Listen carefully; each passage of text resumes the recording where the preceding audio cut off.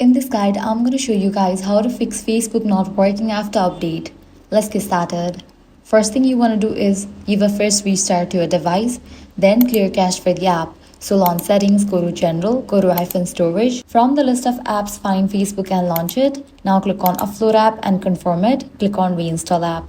If you're using Android device, press and hold on the Facebook app, click on app info, go to storage, click on clear cache and confirm it. Next, check storage space in your device. If you don't have enough storage, you'll need to delete or offload the unused apps, as this might be one of the reasons causing the issue. Next, check for software update. If any updates are available, just update it.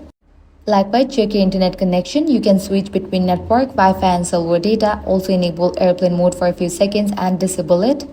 Next, check the server status of Facebook. So launch your preferred browser, type in Facebook server status and search for it. Head over to the website Down Detector. If you found out any outages over here, wait until the problem will be resolved from their end. Lastly, you can completely delete Facebook. Press and hold on it. Click on Remove App. Click on Delete App. Click on Delete.